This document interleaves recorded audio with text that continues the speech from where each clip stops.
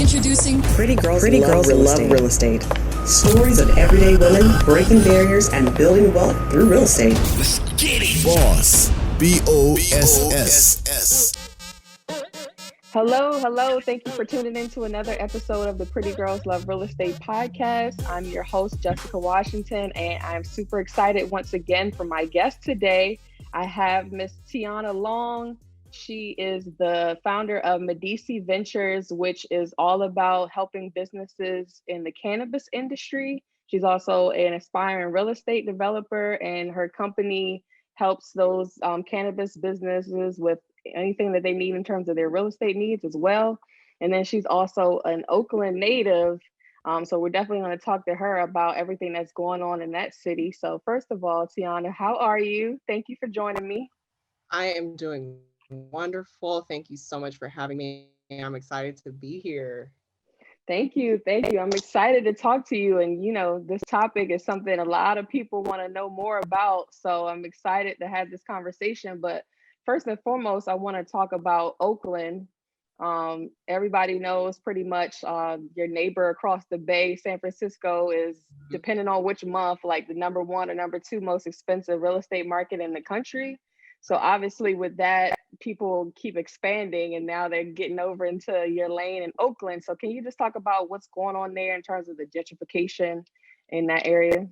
Yeah, so it's been a wild experience, definitely over the last decade, and seeing prices go up, more people moving here, but at the same time, homelessness is continuing to increase. And so we are, known as the town because of our once the size that we were, but we're more so becoming definitely, a city, a big city, next to an even bigger city.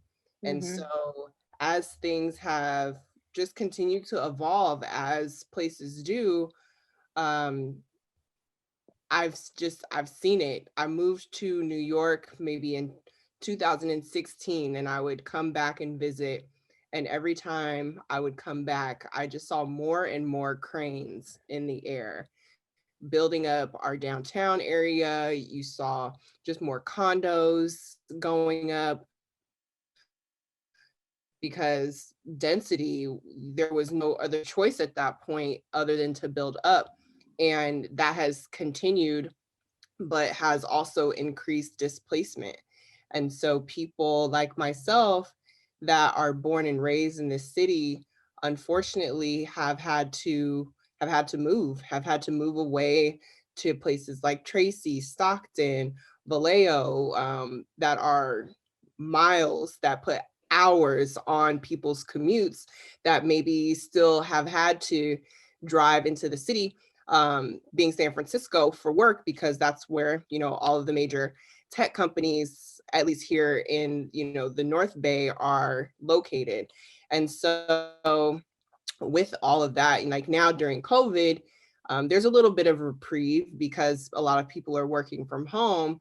But at the same time, because a lot of people are working from home, people are really conscious of the space that they're spending most of their time in, which puts even more of a value on a home, especially a home with backyard space, any type of outdoor space, parking, etc., so that people can even more so be able to live, work, and thrive in what are now their home offices, even more so, which their homes are now their children's schools. And so that is expanding kind of the value that used to be more centralized towards the downtown areas to all the different parts of Oakland, especially East Oakland, which was very much so once a undervalued location and predominantly minority, to now where you have a majority of the single family lots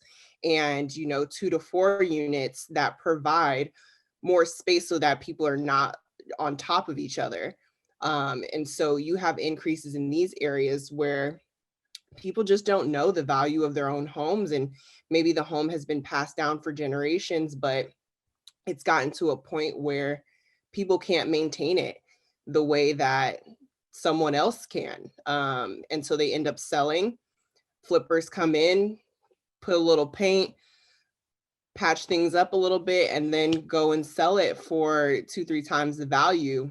Mm-hmm. And at that point, you've priced out a lot of people from being able to maybe rebuy in that same neighborhood because they're not making the same amount of money. So I could go on and on about like the gentrification that's happening here in this city, Mm-hmm. but it's really not too far off of what's happening in, you know, large metropolitan cities across the nation, if not across the world. I've had the opportunity, my background, I have a master's in public policy and urban development. And so I've been able to study kind of transitional economies in large cities like Shanghai and China and Beijing, and see firsthand how like a large concentration of people and density affects how people live and the value of real estate. And, you know, living in New York, you know, size that down, Shanghai to New York to San Francisco to Oakland, it's just going to keep kind of shifting in terms of size. The smaller cities are going to continue to get bigger while the bigger ones keep getting bigger, or, you know, just the shift and transition of people moving from places like Shanghai to places like New York, from New York to San Francisco, from San Francisco to Oakland, as affordability continues to change in all of those levels, you know, depending on where an individual is in their kind of place in life. Mm-hmm. So what made you, like you said, you went to college for urban planning and public policy. What made you interested in that, I guess, growing up? Yeah, so my undergrad is in business finance, and, you know, growing up, finance was kind of everything. I grew up watching Susie Orman, and a part of her show was Show Me the Money. And it was really all about people wanting to do things in their life, whether it go on a vacation or buy a car, buy a boat, whatever. And people had to really show her the finances in order for her to be like, yes, you can do this. No, you can't do that. And what it made me realize was you need money for everything, and Mm-hmm. everything runs on the dollar. And for me, it was about understanding kind of the back end of the financial industry, which our kind of economy runs on. And so I went from undergrad into kind of the banking industry. And while I was there around 2011, 2012, Colorado was talking about legalization. And California has had medical use in cannabis since 1996. And so for living here, I've always been around cannabis, known about cannabis, but weed, back then, we call it cannabis because that's the proper term these days.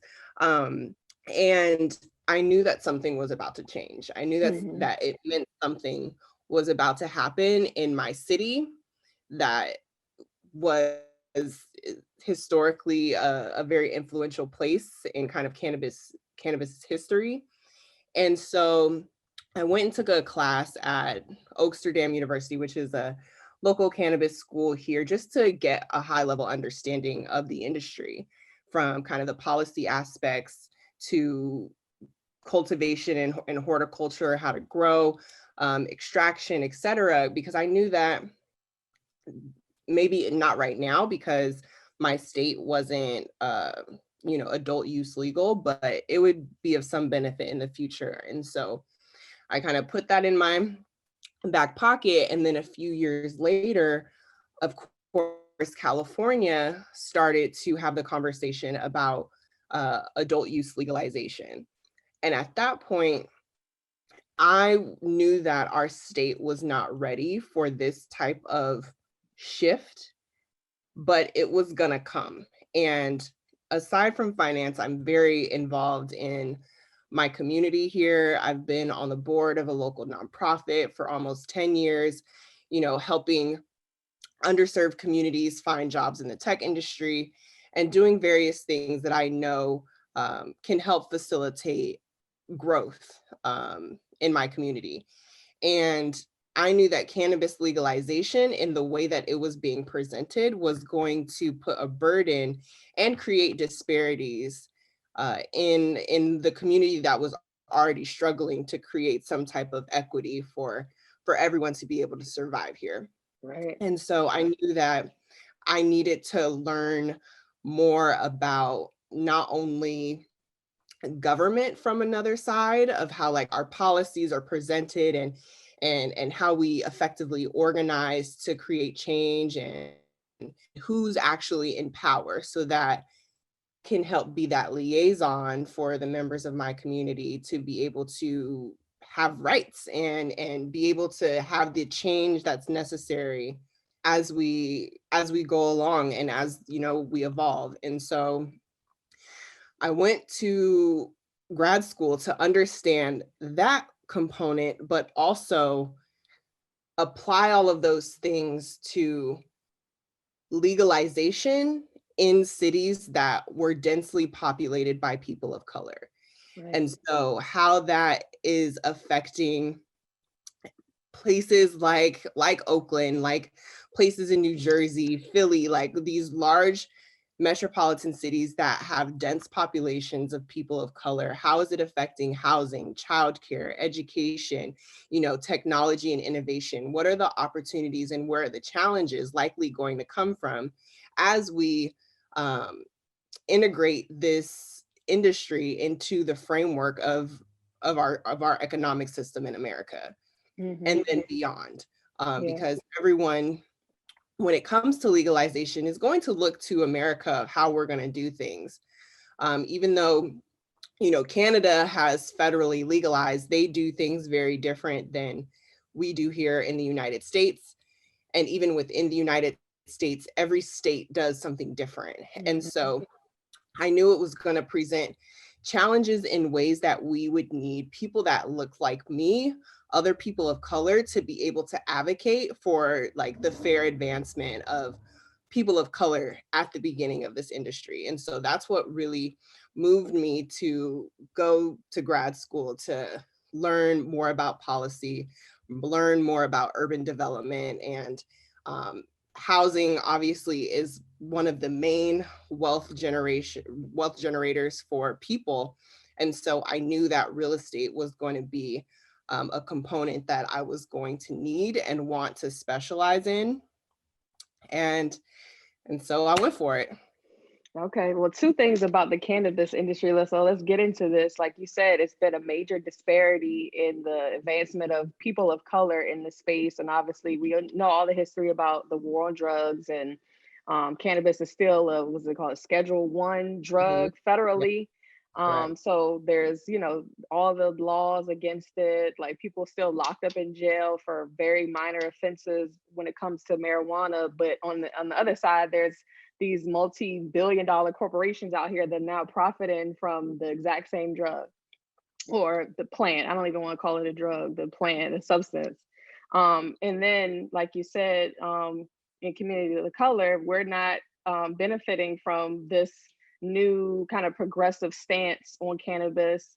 But I think that with COVID, they kind of exacerbated the issue. And now with all these states like struggling to balance their budget, struggling to have enough revenue to, keep the cities afloat.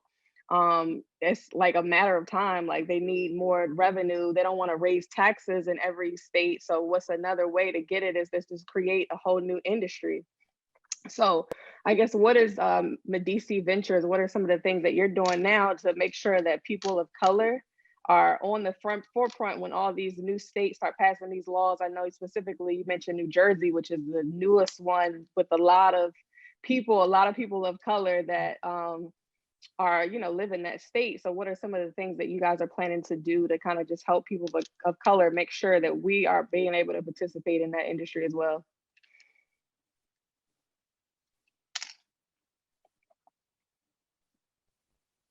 So Medisi Ventures is the first social impact enterprise in the cannabis space focused on the sustainability of the industry, and it really serves as a 360 business development and management firm for small to medium-sized businesses. And so what we do is say you come in, say Sally comes in and wants to say she wants to start a business. Either she has started it or she wants to start it.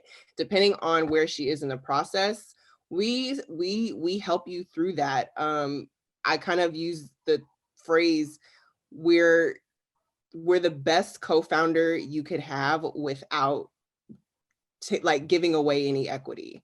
Mm-hmm. So you contract us to really help you through the phases of getting started, whether it's establishing your business as a legal entity, or if it's getting through the application process and planning and all of the other kind of regulatory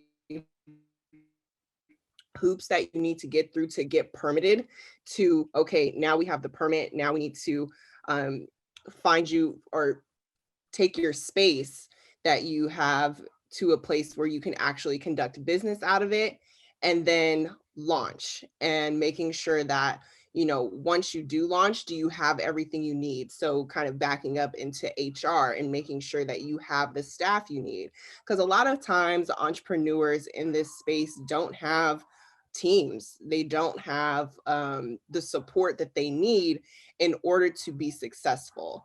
When you're working in what we call the legacy market or the underground market, a lot of times you've been hustling by yourself, you know, whether it's you've been growing in whatever space you've been growing in, you've been cooking. Sorry, the dog's in the background. You've been cooking, you know, your edibles from your kitchen, you know, all of these, or you've been selling out of your house or delivering from your own car.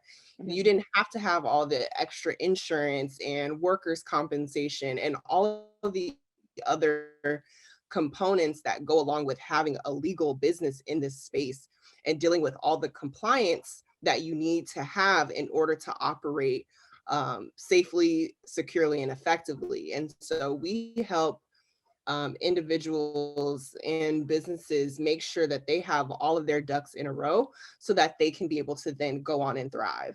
And so whatever vertical that a person is in, whether they're a cultivator, a dispensary, manufacturing, distribution, whatever part of the cannabis industry a person works in, even ancillary. So if you want to do taxes for cannabis businesses, or you want to do marketing for cannabis businesses, being able to identify, you know, your market within cannabis and then start to go after that and establish yourself. We really help with every step of the way until you don't need us. My goal is to be a revolving door. It's great to have clients for the long term, and I definitely do. But our goal is to make sure that people are able to grow and thrive and establish the tools that they need to be self-sustaining so that they can really make it out of kind of this first wave of the cannabis industry, and they can be, you know, those large companies that we see 100 years from now that have been able to establish themselves as, you know, top performing businesses in this space. Dope. Now I want to shift it a little bit to real estate since it's the real estate show, but how do you help clients kind of navigate the financing space? Because obviously if they want to get a space, even renting a space, they want to get a warehouse, they want to get any type of structure that they need for their business. It's not legal federally, so they can't get like a SBA loan. They can't walk into just a regular bank and get financing for that. How are you helping them navigate and those type of things? Yeah, so identifying hard money lenders is one, but a component of kind of my 360 business development is financial literacy and having a finance background. I take financial literacy so like it's crucial.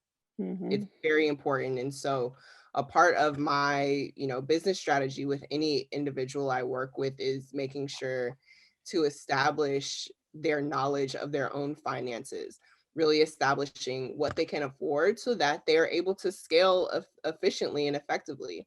And most of the time, businesses in this space don't need more than 1,000 square foot, if that, to be Mm-hmm. able to operate, starting out. You know what I'm saying?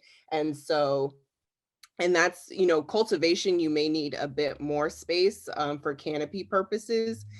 But for the most part, a lot of the businesses in this space can operate with very minimal space, and that presents minimal cost. So whether you want to rent out a space or if you want to purchase your own building, being able to understand from a real estate aspect, is this area in a green zone where you will be able to operate compliantly? Or is it something that can be converted? Is this a residential business that, or is this a residential residence that happens to be in a business district that we can convert to a commercial space so that you can operate?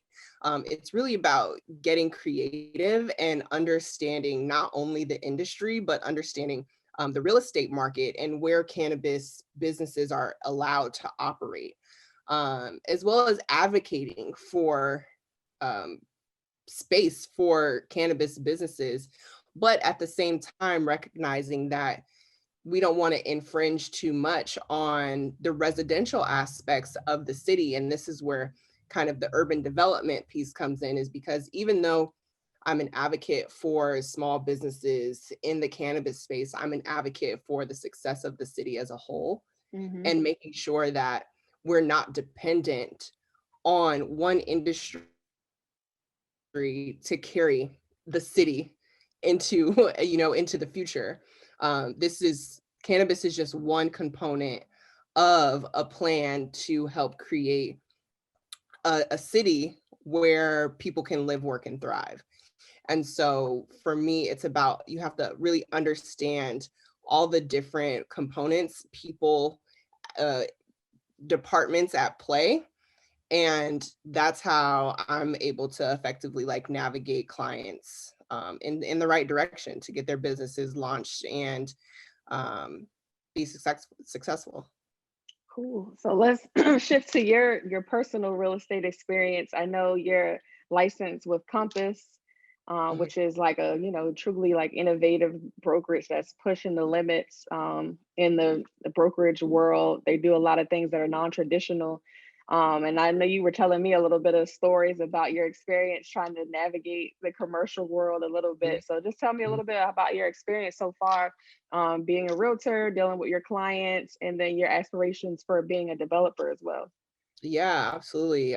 So what in 2018, once I finished grad school, I really made the decision that I wanted to get into real estate. I wanted to start to learn about that component of kind of my overall, I guess, life's purpose with helping people be a part of this industry. And so I got licensed in Jersey first, but got my first opportunity to really work in real estate in California. And so it was being an operations manager for a real estate agent here in Oakland. And that provided me with the opportunity to really learn the back end of real estate at the basic level of residential and like transactions and kind of the process that one needs to be able to effectively get clients through the pipeline from initial contact to searching for a property for them to actually securing it and getting them in. And so that has been wonderful. On the other hand, from that experience and just from all of the things that I do, I knew that just being a residential agent was not going to, one, fulfill me, but two, give me the time that I needed to be able to effectively serve my business clients Hmm. and do the things that I want to do in the cannabis industry as well. And so that's when I started to make the transition into commercial, which has been a lot harder. Commercial real estate is very different than residential. It has different rules, it has different processes, but it's hard to learn when residential is kind of like the most common area that people operate in, especially other people of color. And the opportunity that I had in California was, thankfully with another woman of color here in the Bay Area. So that experience of learning has been very supportive and very uplifting through that process of somebody wanting to teach and, provide this type of information. Whereas like on the commercial end, it's honestly a bunch of white guys, older white guys. And it's very hard to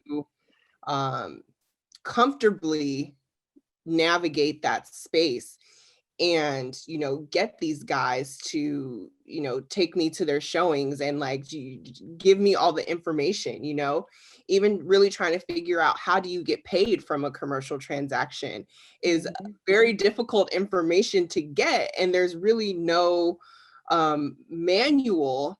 You can take CCIM classes, etc. They're helpful, but they're also expensive.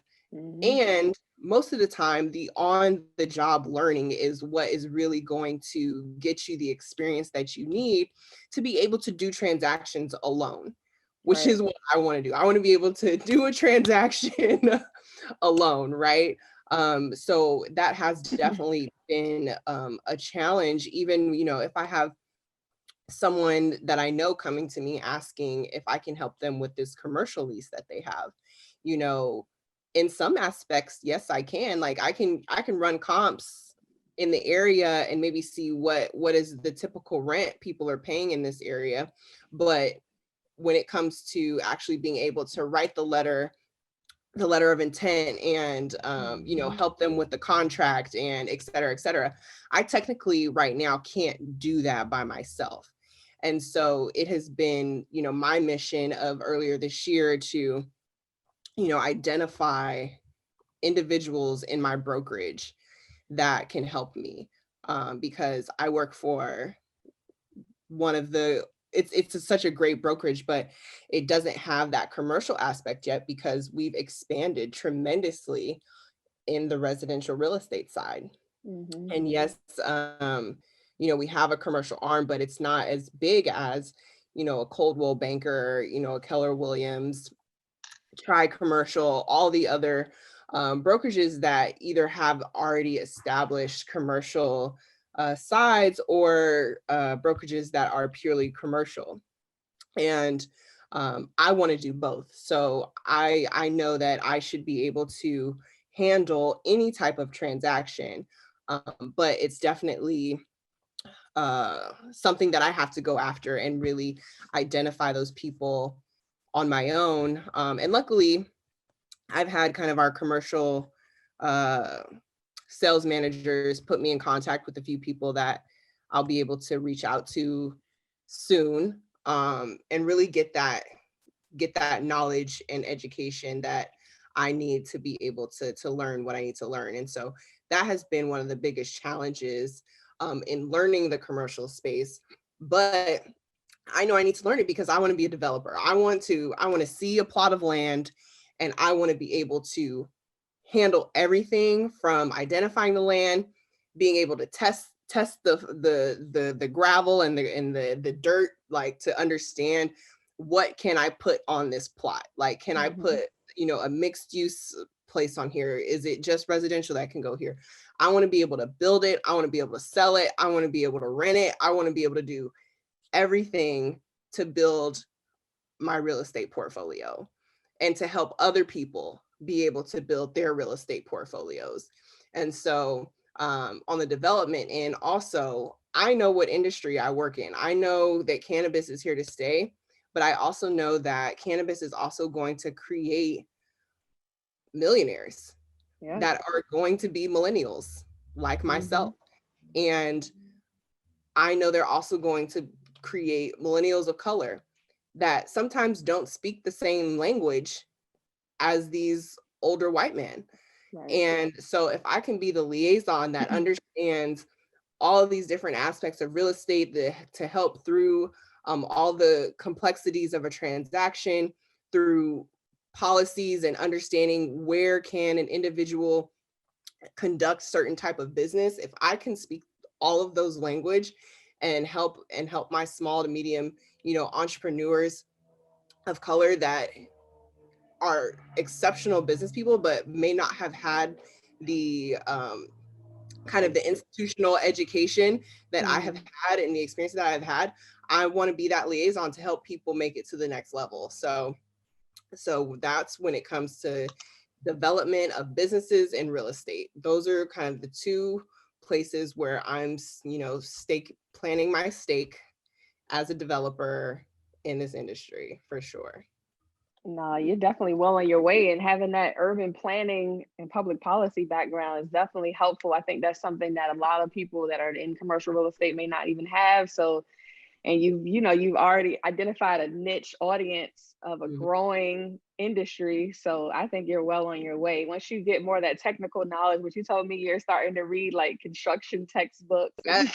I am not playing. Like, earlier this year, I was like, I need to understand this. And I was like, after grad school, I was like, I'm not going back to school. I'm paying no more tuition, not that much. And so, what I learned is all these schools have mostly syllabuses that are accessible via the internet. And so I found me a construction class out of the University of Houston, and I downloaded that. I bought the book, and I'm following the syllabus. This week we talking about foundations. This week we talking about wood makeup. Like, okay, I'm gonna learn it all, and really take that knowledge as I go into getting that hands-on experience, which I have started to be able to get. I'm shadowing a design firm. They do, interior design and renovations. And,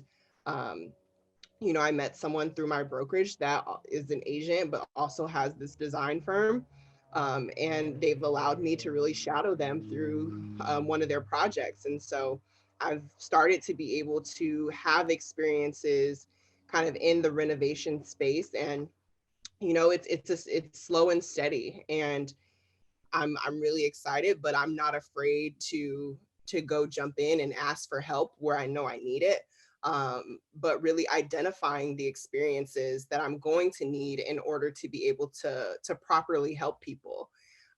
Even through this experience of reading this construction book is helping me be able to, when I take my residential clients on showings and helping them identify like, what could potentially be a problem and a cost for you based on how this property is structured right now. What type of work does it need, based on, just physical appearance, and also what I am now learning that allows me to have more of a keen eye than my client would at just looking at surface details of a home.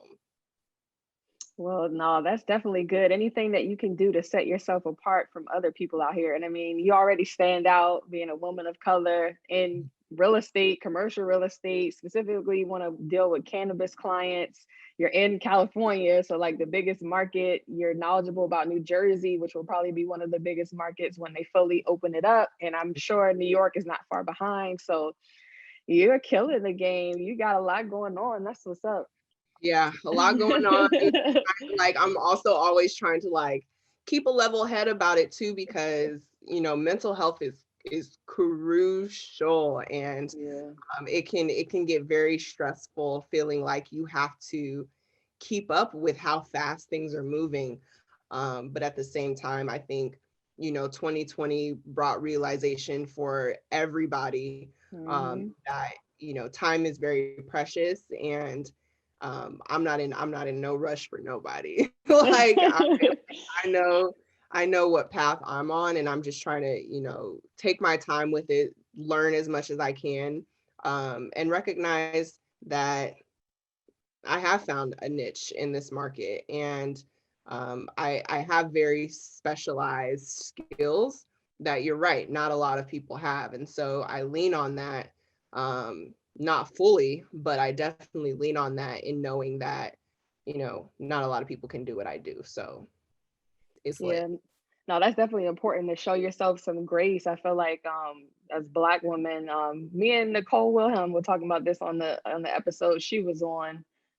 Like we as Black women feel like we got to do a million different things. Like we got to be super women. And then we also have to take care of our families inside the household. So it's like we always have constantly like this need that we have to overachieve in every type of endeavor that we're involved with. And it's like, yeah, but we got to, care about your own self-care, give yourself some grace, your mental health, like you said, and just know that, things will definitely develop in their own time. But it's so important.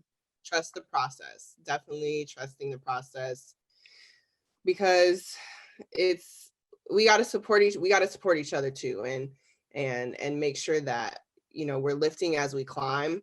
But at the same time, I also recognize like I'm not Jesus or God. I can't save everybody. I can only help so much, even though it's in my nature to want to give back, to see people succeed. That's definitely the goal. But I think over the years I've had to like recognize that, okay, maybe it's not 1,000 people that I'm trying to help today. Like, right, today I just can only help one of y'all. I can only help one of you today, and that's okay. That's more than enough, and it's what I can handle on my shoulders to help push me forward. So cool. So like we talked about cannabis, we talked about real estate. Is there any other programs or initiatives or projects or anything that you're working on now that you want to share with us? Oh, there's so many projects I'm working on. It's really it's a little bit difficult to identify one, but I will shout out one of the brands that lives under Medisi Ventures called Synergy Sesh, and that is a company that I developed with my partner Shalise Rogers, who is based out of New York, and we're building something really great to assist businesses in finding compliant and affordable space to be able to operate. And so that's a huge project that we're actually going to start our fundraising round this year, as we approach our 3rd birthday for that company.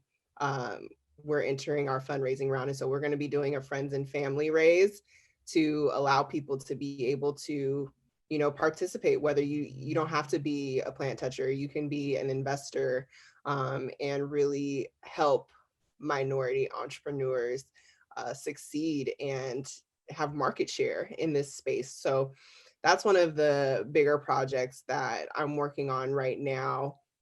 And yeah, definitely I encourage people to get connected on that level. You can go to synergysesh.com, or you can find us on Instagram at synergysesh.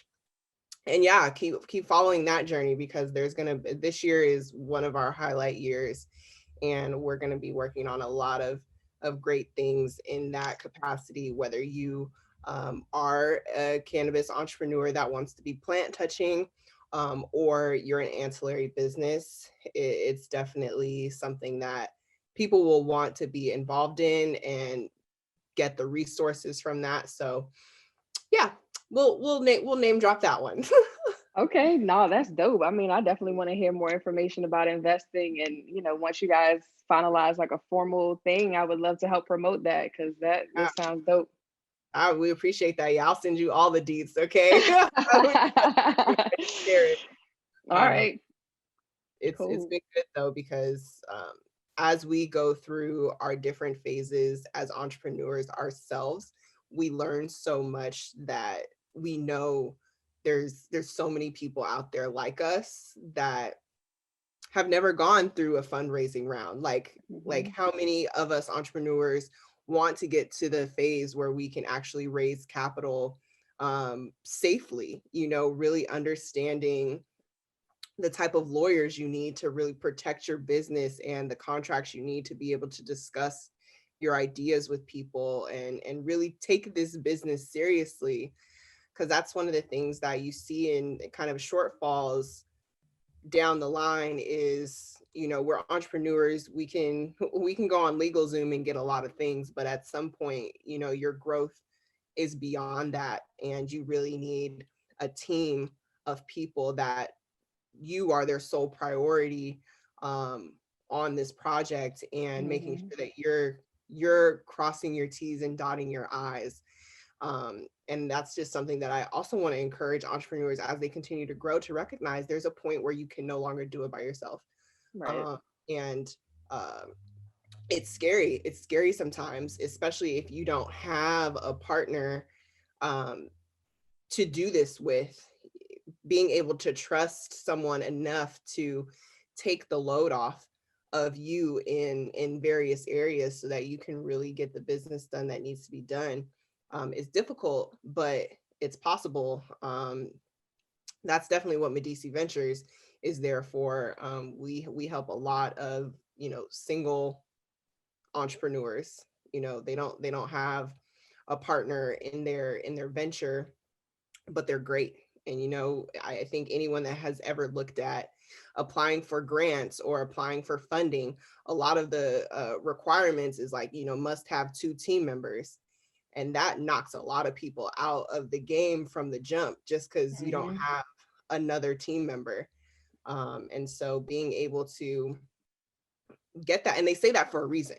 They definitely have that requirement for a reason, because if you're going to grow to the level that you really want to grow, you're going to need more than just yourself. And as Mhm. difficult as that may be for people to understand, because maybe they're just trying to get this $5,000 prize or this $10,000 prize. People that are giving out money and wanting to help fundraising, and like these venture capital firms that do these type of competitions and stuff, they know the success and failure rates of businesses and why. And so um, that's something that I've had to learn and kind of cope with, because at one point it was just me. And then you meet people and you find the synergies that align, and then you're able to evolve or create something new or something additional. And so I just encourage everyone to continue to collaborate and really have that word be a core, like a core value in your business as you go forward, because it's one of the key pillars that help people succeed. Yeah, that's definitely a word. You could have been speaking to me as well, like wanting to try to do everything. But at a certain point, like you said, once you grow to a certain level, like it's impossible to do everything. And it's impossible for you to do stuff to the quality and the standard Yeah. that a professional that you hire can do. Yeah. If I sit there and try to read a legal book or something, I'm not going to be anywhere as good in coming up with a contract as a lawyer, or trying to do my own taxes better than a CPA or whatever. So it's super important to grow and to think strategically about where you want to go in the future and plan for that ahead of time, rather than just, I know a lot of people in our community are kind of like, I'm gonna make the money, I'm gonna cross that bridge when we get there type of situation. But you have to really think strategically and plan for your growth in the future. Yeah, absolutely. And that's definitely something that I'm taking with me as I, go along my journey in real estate. I'm a part of a team Mhm. here in Oakland, Bay Area, and it's with the person that I started out as an operations manager for, right? I grew from that and got licensed and have been a part of her team, and that has helped me gain clients, gain my just first experiences in real estate with transactions, because you can't really learn unless you're getting transactions. And anyone that is a real estate agent understands that there are a lot of upfront costs to being an agent before you make your first commission. And a And lot of time, if you don't have clients already on deck, it could take you some months to get it paid for the first some time. months. Exactly. And depending on what market you're in and what dollar amount your clientele is working with, Hmm. That still you might know not be enough. it might not be enough. And so um it's I've found, for me personally, on the residential side, at least, like, collaboration is where I'm trying to be. Like, I enjoy being on a team. Um, you know, I don't have a want at the moment to go out on my own as a single agent. I want to keep building our team so that we can continue to grow and handle the volume of clientele at all levels, and for me personally, it's very important for me here in Oakland to be able to help people that have lower amounts of money to be able to live here. Here you'll see it's overbidding central. I just last week put an offer in on a property that got 20 offers. And like I said, when you're depending on what level you're working with, sometimes clients don't understand the severity of like, okay, if I present you with comps and I'm telling you that this property is going to sell at over $100,000 over asking, like, you should probably listen to me. But if it's like their first time, they kind of just want to listen to themselves sometimes, and they want to learn by trial and error, which is totally fine. Like, I'm okay with helping you through the process, because for a lot of first-time home buyers, that's what it is when you're working in this type of market. People know it's expensive, but people aren't expecting to be competing with 20 people on one offer. And some people might be cash buyers, so your little FHA loan ain't gonna cut it. Yeah, and so and FHA is an amazing vehicle for ownership, but it does not trump a conventional loan or cash, and that just is what it is. And so if you're not putting up, your max, what you can go at, it's going to be very difficult. But I'm not the type of agent that's not going to try just because. Like, I'm going to make sure that all of my clients have the necessary information to make the best decision for themselves, as well as ensure that I am also thinking of creative ways to help my clients secure a property, help open them up to the possibilities of locations that aren't desirable by the masses. But because we understand about urban development is that land is valuable. What land right now may not be most desirable, 5 years from now, it's the only land that there is. And so when people don't have anywhere else to buy, they go buy where they can afford. And I want people to get away from thinking that a white person has to buy here first in order for a place to be valuable. We really need to take back control of valuing our own neighborhoods. We shouldn't have to wait for another culture to move in to get bike lanes. People in the hood riding bikes already. Like, we've been riding them since forever, because that was sometimes the only way you could get around is on a bike. Exactly. But it's not until the cyclists move in and advocate for bike lanes do they come, and road pavement improvement comes. You no more potholes. You got good food. You have a grocery store. It's no longer a food desert. We have to learn that we can advocate for these things now, to improve our neighborhoods now, to value our neighborhoods now, so that I don't have to move away. So I can grow my family in this 2-bedroom, 1-bathroom that I have, but I currently can't afford the renovation because the property value hasn't reached a point where I can potentially refinance, pull some equity out, and do the renovations myself, and immediately like be able to have a home office to run my business out of. You know what I'm saying? Versus thinking I have to move somewhere that already has a 3-bedroom, or I have to sell my current home to get the down payment for my new home. You know what I'm saying? If only we valued our own neighborhoods now, and thought about these different ways where we could increase the value of a home while we're in it, And so it's some of those things that I want to continue to teach my clients, and always be that agent for them that is thinking out of the box when when situations seem impossible, or the majority, the market is making you feel that it is impossible to live in a certain area, because there's a way. There's always a Right. way.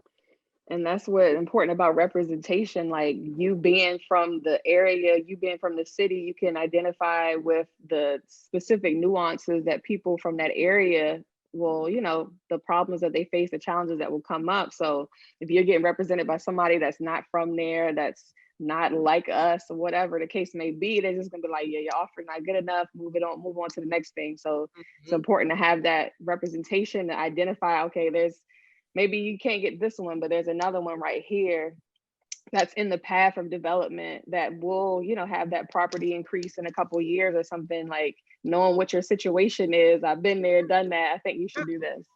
Absolutely.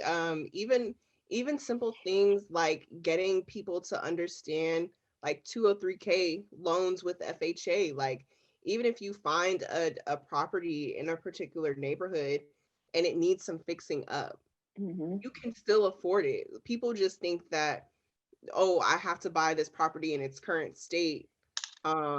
I don't want it. It's like it's missing a whole wall. It's in my price range, but what am I going to do with this? You fix it up yourself, and it's completely doable for you to do that. And then you've just built instant equity because you have a newer property in an area that's up and coming where people aren't even thinking about moving to yet. And so it's even little things that our community just doesn't know yet, and not enough people are screaming it off the rooftops because they want to covet it and keep it secret, so that only certain groups understand how to play in this arena. And for me, it's all about leveling the playing field and creating an opportunity for us to get a piece of the pie. Yeah, so girl, we can talk about this all night. Girl, Go on and on about this. I know. I could But keep going. right. So let me just go to the last segment of the show, which is the Fabulous Four. It's 4 questions that I ask all the guests. So as you just, go for it, whatever comes to mind. So the first question is, what's your favorite book about real estate? So my favorite book about real estate, one of them is The Color of Law by Richard Rothstein, of course, because it really goes into like urban development and the early history of why kind of the world is laid out the way it is. Why are certain areas affluent, because Black and brown people were not able to live there federally. Like, the government really has done a lot to create the redlining and different situations that have created disparities that there are currently in particular neighborhoods, communities, utilizing real estate. So that's one of my go-to books for a lot of research, and just to keep me grounded of like remembering why I do what I do in this particular space. Another one of my kind of real estate favorites it's called Ninja Selling. And so I don't know if people have had the opportunity to participate in the Ninja program, but I think as someone that sells for a living, and there aren't a lot of like women sales people like in kind of the greater world of selling. Not a lot of women like go straight out of college into a sales job. We kind of go into more like technical administrative jobs. And that was kind of a challenge for me of transitioning from like this corporate finance world into an industry, both real estate and outside, where I have to sell people on stuff. I have to sell people on my own business to hire me as, their consultant. I have to sell people on working with me to sell them a house or get them this commercial space. It has been definitely a transition, but I was able to take one of the Ninja Selling courses that really helped me understand different tools to be able to, keep people flowing through the funnel. And so it's called Ninja Selling by Larry Kendall. That's another recommended book just to help people increase their skills, increase their connectivity with the clients that they currently have, and keep people coming through the funnel so that you can get this business. You know what I'm saying? Right. And I think even if you're an employee, like selling is just a skill everybody should try to get better at. Because I mean, you have to sell yourself to get the job, or while you're on a job, you have to constantly sell yourself, or why I can keep this job, or why I should be promoted, or whatever. Yeah. So everybody should have some sales skills for sure. Absolutely. All right. So the second, oh, go ahead. No, I was just saying those are my 2 book recommendations. Got you. All right. Second question is, what advice would you give to your younger self just getting started in real estate? I would have told myself to start sooner. I would have definitely told myself to invest more as a younger adult. But also to like, don't lose sight of your path. Like, it's gonna be all right. I think social media was really just starting to like get intense when I was like starting in my professional career. And I think social media, it hinders people's sense of reality sometimes and shifts the focus of reality to this non-tangible space of like electronics that is not really where the focus should be. And so I would definitely like encourage myself to like not get lost in all of the trends that you're going to see over over your lifetime in the future, and to really stay grounded. And those are things that I would tell myself. I tell myself those things now. So yes, I feel like a lot of people come on and say start sooner. That's a common theme. So young people out there, man, start as soon as you can. If you're already thinking about real estate at a young age, you're like way better than a lot of people were doing. So start as soon as possible. Yeah, start as soon as possible, and don't be afraid to explore. Like, working in finance, one of the things I learned was there's so many different avenues within finance. Like, I can do marketing for a bank. I can, do compliance for a bank. I don't just have to be like a teller or like work in the back end finance department. There's so many different avenues that you can go into. And so, if real estate is somewhere where you want to work, don't be afraid to explore all of the avenues that you can fall into, because selling residential real estate may not be your thing.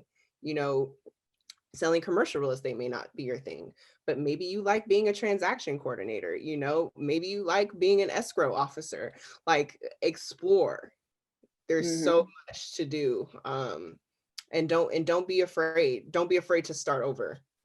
Yes, and I'm glad you said that, because that's one of the reasons I started this podcast, is just to show, especially women of color, that there's more things that you can do in real estate than just be, involved with selling houses. You can be in finance, you can be a lawyer, you can be your own developer, you can be in construction, appraisal, like it's so many different things. Marketing, yeah, exactly. You can create your own lane and be just involved with cannabis and real estate. So it's a lot of different things that you can do. All right, cool. The third question is, what topic in real estate do you personally want to learn more about? Obviously construction. Like, that's where I'm at right now in kind of my next phase of diving into the meat and potatoes of something that I know nothing about. And I think for me, when I'm working on projects that say a foundation is messed up, or it needs a new deck, maybe they want to add on a bedroom, knowing contractors and people that do construction is a great skill. It's great if you have a list of vendors, but contractors are so busy all the time, and it's really difficult to have at your kind of disposal, at your call, contractors that can work on anything at any time. And Mm-hmm. so I want to be able to know all of these things, to know kind of the where do you get the people that actually do the work, where do you meet them, how do you build the relationship with these people that are specialized in their own craft, of laying cement, of putting these 2x4s in the framing that they need to go in. I want to be able to speak the language, and I want to be able to um, effectively communicate with the people that actually do the craft, and um, understanding how to build a 3-bedroom 2-bathroom bungalow to the 100-unit condominium to the Salesforce tower that we have in San Francisco. I want to be able to build and do all of those things, and have Medisi Ventures grow into a development firm for not only businesses but for real estate, both in cannabis and not in cannabis. We reaching, the sky is the limit. The sky is definitely. No, that's dope. And I also want to encourage more women to just get involved in that construction space. And I feel like we've shied away because, it's definitely male dominated, but it's, perceived as being like a dirty job, or it's very technical. Like, it's kind of a man's thing as far as the labor aspect. So I want more women, like you said, to be able to talk the talk and be able to effectively communicate. So we're not taken advantage of by Yes, contractors and stuff like that. Where like we actually know our stuff, so we can communicate with that as well. absolutely. I agree 100%. There definitely needs to be more female construction workers, contractors, engineers, all the people Hmm. that do the dirty work. It's I don't even want to call it dirty work. It's the necessary work. It's the essential Hmm. work. It's the Right. work that if is not done, then you have no end product. So yeah, Hmm. definitely encouraging that. And it's lucrative. Like, Yes. people The things that we that, shy away from are the things that make the most money. yeah, yeah. And it's lucrative because, it is labor intensive, but um you can do it. Like, we can do anything, you Hmm. know. There's so many different types of individuals, different type of women that are out here with different skills, and some are really good with a hammer and cement, and I want more people to be able to discover that skill, and not be afraid to take that community college course that's vocational, what I'm Hmm. saying, that will teach you all of this stuff, because people are scared from vocational school and think that they have to go to a 4-year university to utilize some skill that they're not even gonna like, what I'm saying? So, why not explore these more vocational jobs, which lead to these extremely lucrative careers?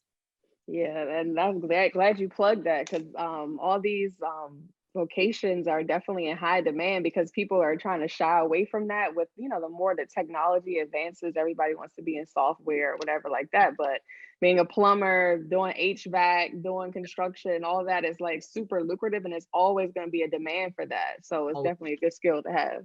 absolutely. All right, so the last question is to please give a shout out to another woman that's doing some great things in real estate. I will definitely give a shout out to a woman named Linnell Bevels, and I shout her out. She is a lender in the space, and I shout her out because having an amazing lender on your team can sometimes make or break a transaction. Hmm. And I've had experiences where I've had to let a lender go mid escrow because they weren't pulling their weight. Hmm. And I feel that Linnell she puts like 110% into all of her clients and helping create a pathway versus just telling you that something is not possible. She is ready and willing to talk you through any scenario you can potentially come up with. And it's those types of creative minds that I appreciate the most, because like I've said throughout this conversation, it's it's sometimes extremely challenging to be able to afford things, and you have to get creative with your financing. And so having a lender that is right there with you as you go through the process, as you try to figure out the funding, the area, anything additional state grants that could help with down payments. She has been extremely helpful to not only myself, but to clients. And she's been in the game for a very long time, and I'm super appreciative for another Black woman in this space who goes so hard to ensure that we're represented and that we have the opportunity to advance in our own real estate journeys.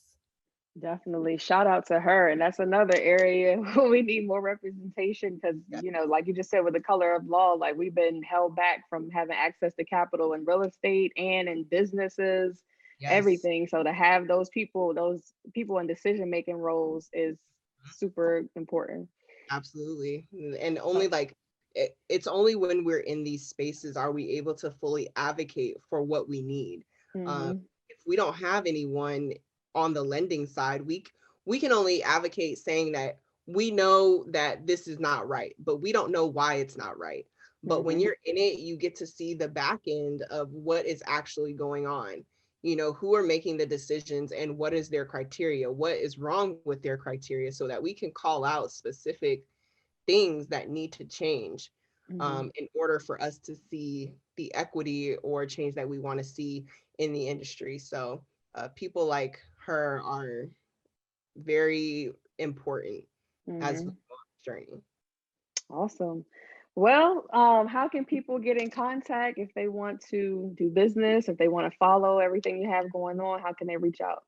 Yeah, you can find me on Instagram at Tiyanna Long or at Medisi Ventures. And also my real estate Instagram is at Urban Developer with the HER at the end. Either of those areas, there's a contact me button, and you can shoot me an email if you really want to do business, if you really want to learn more. I do the best work via email. You know, shoot me a DM though. That's not where I do business. So I encourage people to to hit me up via email if they're, you know, serious about what it is that they're trying to do. And I'm all ears at all times. So that's where you can find me. Cool. Any last words of wisdom for the listeners? Go get it. Don't wait for nobody. Get out there, because time is of the essence. And you know, there's no better time than now to be working on yourself, working on your own business plan, and working on your future in whatever avenue that means for you.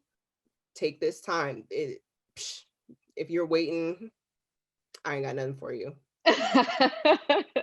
Right. If you waiting, I don't know what you waiting on, because nobody's gonna come save you. No one's gonna come save you. And that's the thing. No one is gonna save you. The government is not gonna save you. So I don't know who else you're waiting for. There's no imaginary figure. You really have to be out there making your own path and connecting with people and putting yourself out there. So make that your challenge for 2021 and beyond. Awesome. All right. Thank you so much, Tiyanna. This was an amazing, dope conversation. I hope a lot of people caught some gems that you were dropping, and definitely reach out to do some business with you, because she is killing the game. She's bi-coastal. So no matter if you're in Cali or on the East Coast, she definitely can help out. So thank you so much again for doing this and taking the time to, you know, spread your knowledge. No, thank you so much for having me. I super appreciate it. And, you know, this is another example of, you know, women connecting, doing exactly what we're speaking about. And I look forward to continuing the conversations on and offline and meeting you in person one of these days. Yes, ma'am. I gotta come out to Cali. I gotta come back out to the Bay Area. Haven't been in a while, so Come through, girl. make that happen. All right. Well, thank you so much again. And I'm your host, Jessica Washington. Thank you for tuning in to another episode of Pretty Girls Love Real Estate. See y'all in the next time.